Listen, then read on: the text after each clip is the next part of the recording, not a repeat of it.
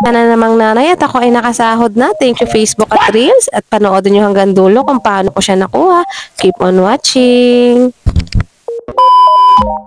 Panibagong araw, panibagong vlog. Good morning, today is Tuesday. O siya, magkape muna tayo mga kainay dahil ito talagang pinaka-energy drink nating mga nanay. Relate din. Kaway-kaway pala sa mga nanay kong kape is life. Ayan, tara, saluhan nyo ako. Dahil wala nga pasok ang aking jusawa, ayan, for the almusal lang person. Hindi naman talaga ako usual na nag-almusal, for the kape lang talaga ako. At pag meron naman extra tinapay, kakain tayo. At dahil mabilis lang ang oras, late na rin kami nagising yan at ako ay nagsaing na para mamaya ulam na lang ang iintindihin. I-air fryer lang po natin ito at kasi nga po wala akong nahanap na kalamansi dito sa lahat ng tindahan. Natamad na ako sa talipapa at napakalayo nga naman, 5 pirasong kalamansi lang ang aking bibilhin at pupunta pa ako doon. Ayun, naisipan ko na lang talaga i-air fryer ito para mabilisan na. Lagyan ko lang naman siya ng pampalasa, toyo, magic sarap.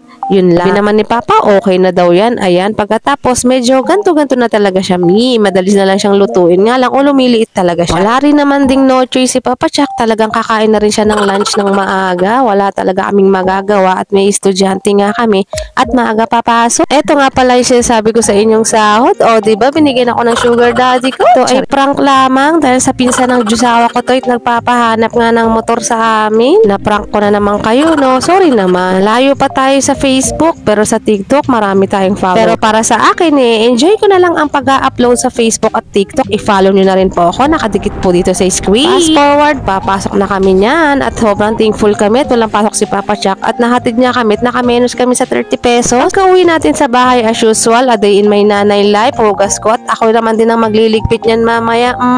Finally, naisip ako na talaga siya magtiklop mga nanay at talagang nakaraang Sabado pa talaga ito. Siya, sabayan niyo na po ako, baka ito na talaga ang sign para magtiklop na rin kayo. O siya mga kainay, hanggang dito lang po muna ang ating vlog. Salamat po sa panonood at God bless.